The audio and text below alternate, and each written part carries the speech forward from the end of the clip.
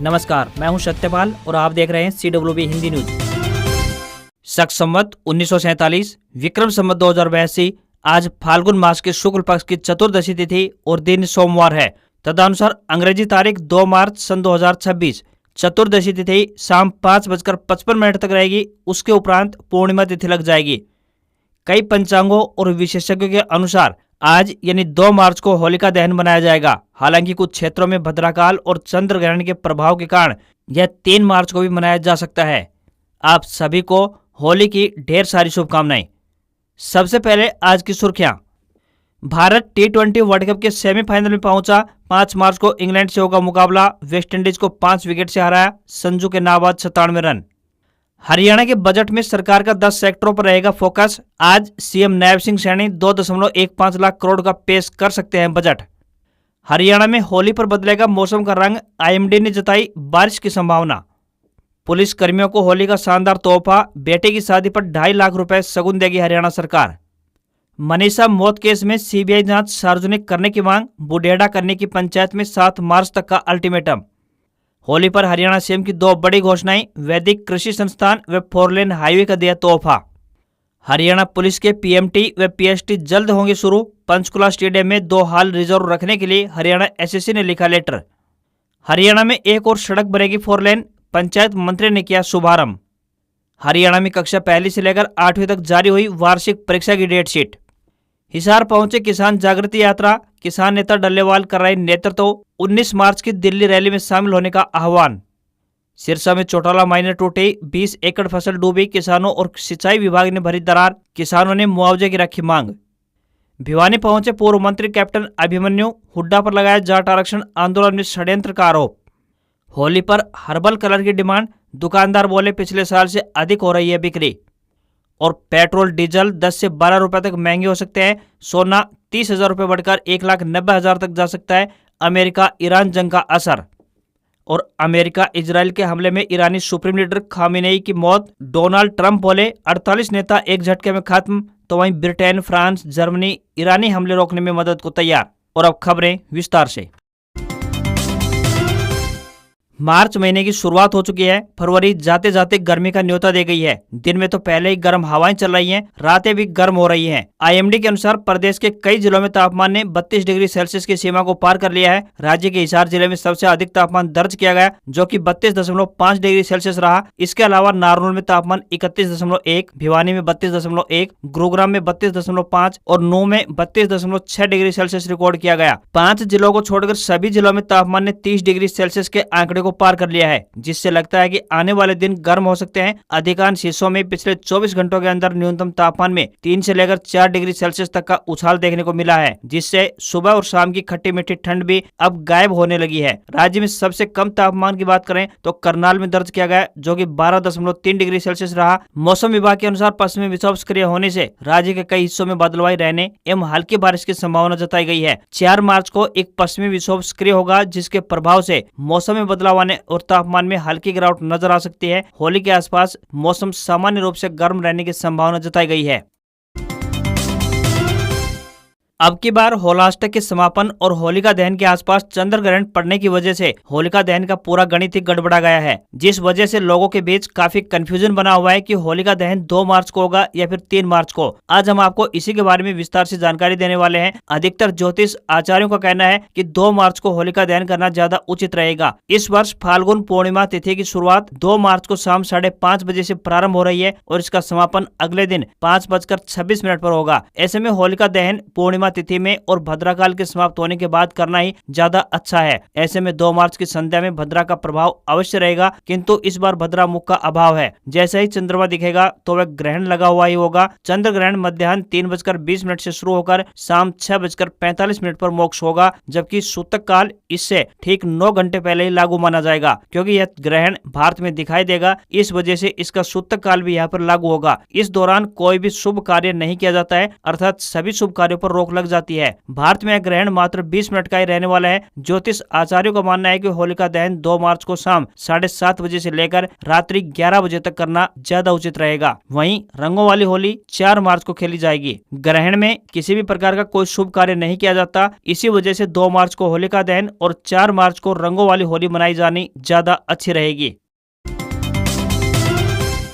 होली पर्व के शुभ अवसर पर प्रदेश की नायब सैनी सरकार ने प्रदेश के पुलिस कर्मियों को बड़ी सौगात दी है। हरियाणा सरकार के निर्देश पर पुलिस विभाग ने 1 अप्रैल 2026 से अपने पुलिस कर्मियों की बेटी की शादी पर 2.5 लाख रुपए की सगुन राशि देने का ऐतिहासिक फैसला लिया है। ये योजना IPS ऑफिसर से लेकर कांस्टेबल रैंक के जवानों तक सभी के लिए लागू होगी। DGP की इस पहल को CM नायब सिंह सैनी ने मंजूरी प्रदान कर दी है। अच्छी बात यह है कि DGP ने सगुन राशि भविष्य में बढ़ाकर 5 लाख रुपए करने की भी घोषणा कर दी है। उन्होंने कहा है कि पुलिस विभाग में DGP से लेकर कांस्टेबल रैंक तक करीब 17,000 कर्मचारी कार्यरत हैं, जो इस योजना के लाभार्थी होंगे और हरियाणा पुलिस कल्याण कोष से ये राशि लाभार्थियों को प्रदान की जाएगी। साथ ही HDFC बैंक के साथ अनुबंध के माध्यम से हादसे में मृत्यु बीमा कवर को बढ़ाकर 1 करोड़ रुपए और प्राकृतिक मृत्यु की स्थिति में सहायता राशि को बढ़ाकर 10 लाख रुपए भी किया गया है। साथ ही एक्स ग्रेशिया में 381 आश्रितों को नौकरी दी गई और शहीदों के परिवारों को मिलने वाली राशि को 3 गुना बढ़ाया गया है। होली पर्व के शुभ अवसर पर हरियाणा की जनता के लिए 2 बड़ी खुशखबरी सामने आई है। धर्मनगरी कुरुक्षेत्र के लाडवा में आयोजित कृषि विकास मेले में बतौर मुख्य अतिथि शिरकत करने पहुंचे मुख्यमंत्री नायब सिंह सैनी ने 2 बड़ी घोषणाएं की। इस कृषि मेले के उद्घाटन समारोह को संबोधित करते हुए उन्होंने कहा कि ये मेला किसानों को आधुनिक कृषि यंत्रों, उन्नत बीजों, नई तकनीकों और वैज्ञानिक सलाह से जोड़ने का एक सशक्त मंच है। इस अवसर पर मुख्यमंत्री ने लाडवा के 9 सड़कों के सुदृढ़ीकरण और लगभग 16 करोड़ रुपए की लागत से बनने वाले सचिवालय निर्माण कार्य का भी शिलान्यास किया। मुख्यमंत्री नायब सैनी ने कुरुक्षेत्र में वैदिक कृषि व आधुनिक प्रबंधन प्रणाली का संस्थान खोलने की बड़ी घोषणा भी की। गांव मथाना में 10 एकड़ भूमि पर जैविक कृषि व आधुनिक प्रबंधन प्रणाली संस्थान खोला जाएगा। इस संस्थान में कृषि साइंस के UG, PG से लेकर PhD तक के कोर्स उपलब्ध होंगे। हरियाणा के मुख्यमंत्री ने बड़ी घोषणा करते हुए कहा कि कैथल से यमुनानगर वाया ढांड, पीपली, रादौर सड़क मार्ग को 4 लेन बनाया जाएगा। ये 4 लेन मार्ग NH 152D, NH 44 और शामली एक्सप्रेस वे को जोड़ेगा। इस सड़क मार्ग के 4 लेन निर्माण से कैथल, कुरुक्षेत्र व यमुनानगर से UP व उत्तराखंड तक का सफर सुरक्षित व आरामदायक हो जाएगा। भोलेनाथ की नगरी हरिद्वार जाने वाले श्रद्धालुओं को भी इसका स्पेशल फायदा पहुंचेगा। हरियाणा पुलिस की तैयारी कर रहे युवाओं के लिए एक अच्छी खबर है। हरियाणा पुलिस के 5,500 पदों पर भर्ती के लिए आगे की प्रक्रिया शुरू होगी। कांस्टेबल के 5,500 पदों के लिए 3 लाख युवाओं के शारीरिक माप परीक्षण यानी PMT की तैयारी चल रही है। पुलिस कांस्टेबल के 5,500 पदों के लिए तकरीबन 3 लाख युवाओं ने आवेदन किया है। हरियाणा कर्मचारी चयन आयोग द्वारा खेल विभाग को लेटर लिखकर पंचकुला स्टेडियम में 2 हॉल रिजर्व किए गए हैं। हरियाणा SSC चेयरमैन हिम्मत सिंह की तरफ से भी 7 मार्च से PMT शुरू करने के संकेत दिए गए हैं। भर्ती के लिए आवेदन करने वाले युवा इन दिनों PMT और शारीरिक जांच परीक्षण यानी PST की तैयारियों में लगे हुए हैं। आयोग के चेयरमैन हिम्मत सिंह पहले ही साफ कर चुके हैं कि स्पोर्ट्स कोटा के अभ्यर्थियों का PMT व PST एक साथ आयोजित होगा। 1 से 31 मार्च तक पंचकुला के ताऊ देवलाल स्टेडियम में बास्केटबॉल तथा वॉलीबॉल हॉल को आरक्षित करने को कहा गया है। हिम्मत सिंह ने इंटरनेट मीडिया X पर बताया कि PMT को लेकर एक लेटर वायरल हो रहा है। पूरे राज्य से अभ्यर्थियों के फोन आ रहे हैं। उन्होंने स्पष्ट किया कि यह पत्र बिल्कुल सही है। आयोग द्वारा बहुत जल्द PMT शुरू किए जाएंगे। तैयारियां अंतिम चरण में है। भारतीय किसान यूनियन एकता सिद्धपुर की किसान जागृति यात्रा रविवार शाम को नारनौद स्थित जाट धर्मशाला पहुंची। इस यात्रा का नेतृत्व संगठन के राष्ट्रीय अध्यक्ष जगजीत डल्लेवाल कर रहे थे। नारनौद पहुंचने पर किसानों ने फूल मालाओं से यात्रा का स्वागत किया। पत्रकारों से बातचीत करते हुए जगजीत सिंह डल्लेवाल ने किसानों की समस्याओं पर प्रकाश डाला। उन्होंने बताया कि कर्ज के कारण अब तक 7 लाख किसान आत्महत्या कर चुके हैं। किसानों की फसलें न्यूनतम समर्थन मूल्य यानी MSP से कम दरों पर खरीदी जाती है। डल्लेवाल ने दावा किया कि वर्ष 2000 से लेकर 2025 तक 25 सालों में किसानों को MSP से 111 लाख करोड़ रुपए कम मिले हैं। उन्होंने ये भी कहा कि 25 लाख करोड़ रुपए के कर्ज के कारण किसानों ने आत्महत्या की है। उन्होंने बताया कि इससे बचने का एक ही तरीका है कि प्रदेश के किसानों की फसलों को MSP पर खरीदा जाए और स्वामीनाथन आयोग की रिपोर्ट को लागू किया जाए। जब तक देश का किसान कर्ज मुक्ति नहीं होगा तब तक देश तरक्की नहीं कर सकता। केंद्र सरकार ने अमेरिका के साथ जो डील की है वह रद्द होनी चाहिए। साथ ही अभिमन्यु कोहाड़ ने कहा कि पिछले किसान आंदोलन में भी इस क्षेत्र का महत्वपूर्ण योगदान रहा है। कोहाड़ ने जानकारी जानकारी दी कि ये किसान जागृति यात्रा 5 फरवरी को कन्याकुमारी से शुरू हुई थी और विभिन्न राज्यों से गुजरते हुए किसानों को जागरूक कर रही है। इस यात्रा का मुख्य लक्ष्य किसानों के लिए एमएसपी गारंटी कानून बनवाना, भारत अमेरिका के बीच हुए किसान व्यापार संधि को रद्द करवाना और किसानों के अन्य लंबित मुद्दों के समाधान के लिए जन समर्थन जुटाना है। नेताओं ने किसानों से 19 मार्च को दिल्ली के रामलीला मैदान में होने वाली किसान रैली में बड़ी संख्या में भाग लेने का आह्वान किया है। उन्होंने कहा कि ये संदेश देना जरूरी है कि भारत के किसानों का भविष्य किसी अन्य देश में बैठकर तय नहीं किया जा सकता है।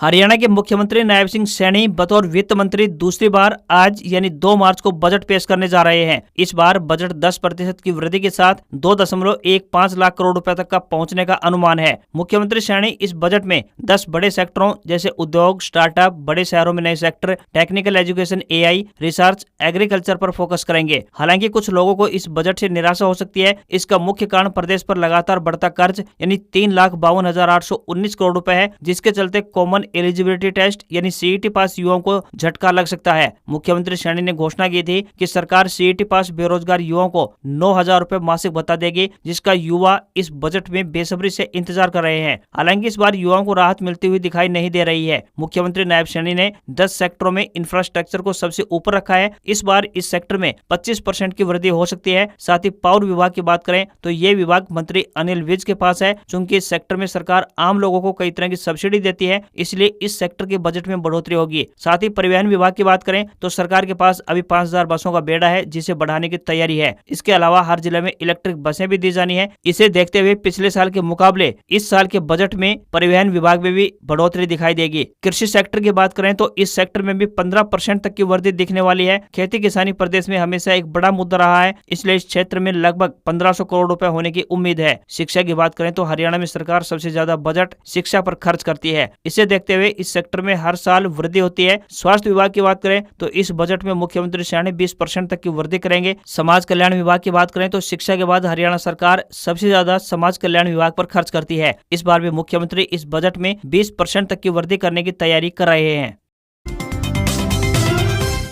हरियाणा के पूर्व वित्त मंत्री कैप्टन अभिमन्यु भिवानी पहुंचे। इस दौरान उन्होंने बिना नाम लिए पूर्व सीएम भूपेंद्र सिंह हुड्डा पर निशाना साधा। उन्होंने हुड्डा पर जाट आरक्षण के दौरान आगजनी और लूटपाट करवाने के आरोप लगाए। साथ ही चेतावनी दी कि वो यानी हुड्डा खुश न हो, अभी तो हमारे कई मुकाबले बाकी हैं। पूर्व वित्त मंत्री कैप्टन अभिमन्यु ने साल 2016 में जाट आरक्षण आंदोलन के दौरान खुद की कोठी में आगजनी के आरोपितों की रिहाई के सवाल पर हुड्डा का नाम लिए बिना इशारों में कहा कि वो पूरा मामला एवं प्रकरण राजनीति से प्रेरित था। उन्होंने कहा कि साल 2014 में जिनकी सरकार गई वो हार की पीड़ा में भाजपा की सरकार को अस्थिर करना चाहते थे। वो खुद रोहतक में अव्यवस्था फैलाकर दूसरी पार्टियों को भी अपने जिलों में ऐसा करने को उकसा रहे थे। उन्होंने कई शहरों में राजनीतिक प्रतिशोध के चलते आगजनी और लूटपाट करवाई गई। कैप्टन अभिमन्यु ने कहा कि वो अभी मेरा खेल खत्म मानकर खुश न हो, अभी तो हमारे बहुत मुकाबले बाकी हैं। साथ ही कहा कि कांग्रेस की सरकार बनाने की नियत ही नहीं थी। उन्होंने अपने ही नेताओं को धक्के मारे, गाली दी और बेइज्जती की। ये सरकार बनाने के लक्षण नहीं होते। अंत में कहा कि जनता ने इनको पहचान लिया, अब इनकी बोरियां बिस्तर बंद हैं।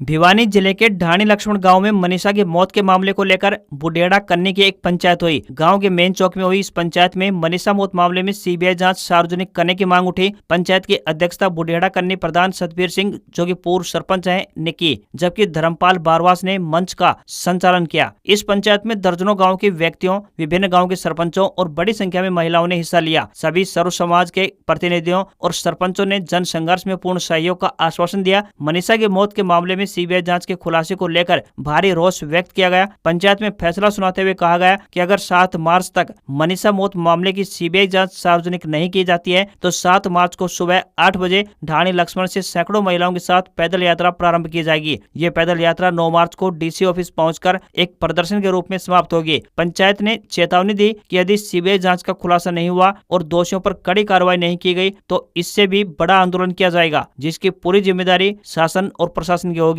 पंचायत के अंत में सर्वसम्मति से निर्णय लिया गया कि न्याय की मांग को लेकर संघर्ष जारी रहेगा। जब तक मनीषा मामले में सच्चाई सामने नहीं आती तब तक आंदोलन को और अधिक व्यापक रूप दिया जाएगा।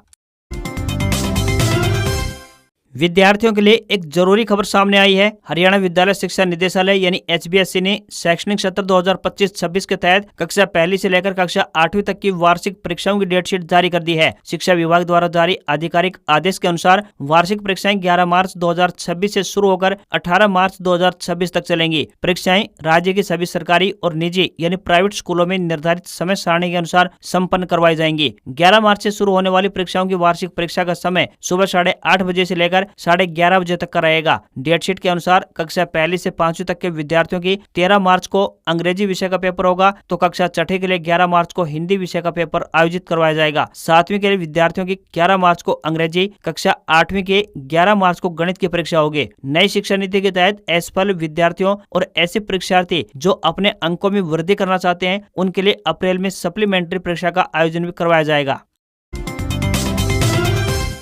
हरियाणा में सड़क नेटवर्क का बुनियादी ढांचा मजबूत करने की दिशा में निरंतर नए प्रयास किए जा रहे हैं। इसी कड़ी में विकास एवं पंचायत मंत्री कृष्णलाल पंवार ने पानीपत जींद स्टेट हाईवे के पुनर्निर्माण कार्य का शुभारंभ किया। पंचायत मंत्री कृष्णलाल पंवार ने कहा कि पानीपत से जींद सड़क मार्ग मौजूदा समय में बिल्कुल खस्ताहाल स्थिति में पहुंच चुका है। कई जगहों पर सड़क गड्ढों में तब्दील हो चुकी है, जिसके चलते वाहन चालकों को काफी परेशानी झेलनी पड़ रही थी। इसी प्रोजेक्ट को 2 चरणों में पूरा किया जाएगा। पहले चरण में पानीपत से दरियापुर मोड़ तक के हिस्से का पुनर्निर्माण कार्य प्रारंभ किया जाएगा। इस हिस्से को 4 लेन बनाया जाएगा। 4 लेन बनने से वाहन चालकों का सफर सुरक्षित व आरामदायक हो जाएगा। कृष्णलाल पंवार ने बताया कि सफेदों से जींद सड़क मार्ग के हिस्से की चौड़ाई बढ़ाकर 10 मीटर किया जाएगा। कृष्णलाल पंवार ने बताया कि सौदापुर, मतलोडा और नारा क्षेत्र में सड़क किनारों पर इंटरलॉकिंग टाइलें भी लगाई जाएंगी और जल निकासी के लिए सीमेंटेड नालों का निर्माण किया जाएगा, ताकि बारिश के दौरान जल भराव से वाहनों की आवाजाही प्रभावित न हो सके।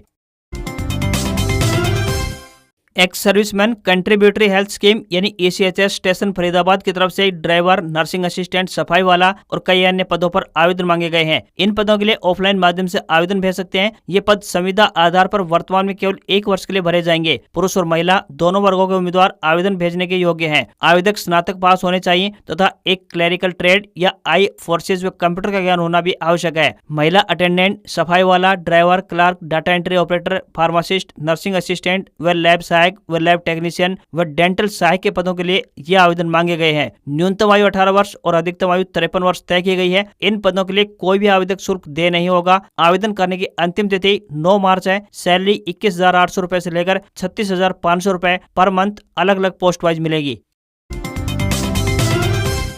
करनाल में भारतीय कृषि अनुसंधान परिषद के केंद्रीय मृदा लवणता अनुसंधान संस्थान में खरीफ किसान मेला आयोजित किया गया। प्रदेश भर से पहुंचे किसानों को खेती की नई तकनीकों और सरकारी योजनाओं की जानकारी दी गई। मेले का उद्देश्य सावनी फसलों की तैयारी से पहले किसानों को बीज, मिट्टी और सिंचाई प्रबंधन के प्रति जागरूक करना रहा। हरियाणा के कृषि एवं किसान कल्याण मंत्री श्याम सिंह राणा ने मेले का उद्घाटन किया और विभिन्न विभागों व संस्थानों के स्टॉलों का अवलोकन भी किया। उन्होंने मृदा एवं फसल प्रबंधन, सिंचाई एवं जल निकास अभियांत्रिकी, फसल सुधार, सामाजिक विज्ञान अनुसंधान, राष्ट्रीय बागवानी अनुसंधान एवं विकास प्रभाग, इफको, उद्यान विभाग और निजी कृषि कंपनियों के स्टॉल देखे। डाक विभाग द्वारा लगाए गए स्टॉल पर भी उन्होंने योजनाओं की जानकारी ली। श्याम सिंह राणा ने किसानों से अपील की कि वे रासायनिक खेती छोड़कर प्राकृतिक खेती को अपनाएं। उन्होंने कहा कि जहर मुक्त खेती आज समय की मांग है। किसान अच्छी खाद का प्रयोग करें, मिट्टी की नियमित जाँच कराएं और उन्नत बीजों का चयन करें। उन्होंने पानी की बचत के लिए स्प्रिंकलर योजना अपनाने पर भी जोर दिया। कृषि मंत्री ने कहा कि हरियाणा दूध दही की परंपरा वाला प्रदेश रहा है और यही कारण है कि यहाँ के जवान सेना में और खिलाड़ी ओलंपिक में देश का नाम रोशन कर रहे हैं। खेती के साथ साथ पशुपालन, बागवानी और मत्स्य पालन को भी बढ़ावा दिया जा रहा है। श्याम सिंह राणा ने किसानों से कहा है कि वे मिट्टी की जांच अवश्य करवाएं, उन्नत बीजों का प्रयोग करें और पानी बचाने वाली तकनीकों को भी अपनाएं। उन्होंने साथ ही कहा कि इन उपायों से उत्पादन बढ़ेगा और किसानों की आय में उल्लेखनीय वृद्धि भी होगी।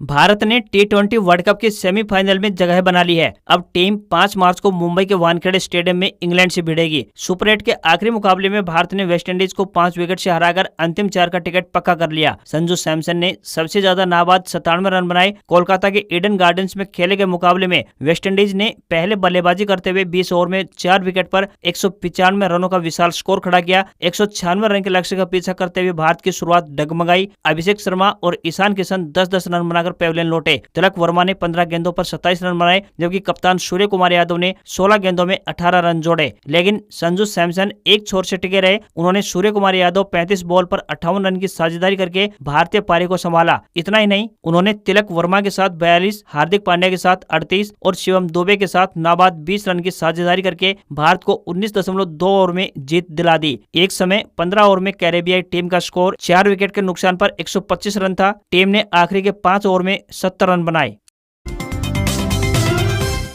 इजराइल और अमेरिका ने ईरान पर लगातार दूसरे दिन हमला किया। हमले में ईरानी इस्लामिक रेवोल्यूशनरी गार्ड कॉर्प्स यानी IRGC के हेडक्वार्टर को निशाना बनाया गया। हमले के पहले दिन यानी शनिवार को ईरानी supreme leader Ayatollah Ali Khamenei की मौत हो गई। अमेरिकी राष्ट्रपति डोनाल्ड ट्रंप ने रविवार को कहा कि इन हमलों में 48 ईरानी नेता मारे गए हैं। खामेनेई के ऑफिस कॉम्प्लेक्स पर 30 मिसाइलों से हमला किया गया। इसमें उनकी बेटी, दामाद, बहू और पोती समेत कॉम्प्लेक्स में मौजूद 40 कमांडर्स भी मारे गए। खामेनेई के मारे जाने पर ईरान में 40 दिन का राजकीय शोक और 7 दिन की छुट्टी घोषित कर दी गई है। वहीं ईरानी सेना ने इजराइल समेत मिडिल ईस्ट के कई देशों पर हमले शुरू कर दिए हैं। ईरान में सत्ता संभालने के लिए फिलहाल 3 लोगों की एक अस्थायी समिति बनाई गई है। इस समिति में देश के राष्ट्रपति मसूद पजस्कियान, न्यायपालिका के प्रमुख मोहसेनी एजेही और धर्मगुरु अली रजा अराफी शामिल हैं। इजराइल और अमेरिका ने ईरान की राजधानी तेहरान समेत 10 बड़े शहरों को निशाना बनाया है। इनमें 200 से ज्यादा लोगों की मौत हो चुकी है, जबकि 740 से अधिक घायल बताए गए हैं। एक स्कूल पर मिसाइल गिरने से 148 छात्रों की मौत हो गई और 45 घायल हैं। वहीं ईरान ने जवाब में इजराइल समेत मिडिल ईस्ट के 9 देशों पर ड्रोन और मिसाइल से हमले किए। उसने कतार, कुवैत, जॉर्डन, बहरीन, सऊदी अरब व UAE में मौजूद अमेरिकी ठिकानों को भी निशाना बनाया।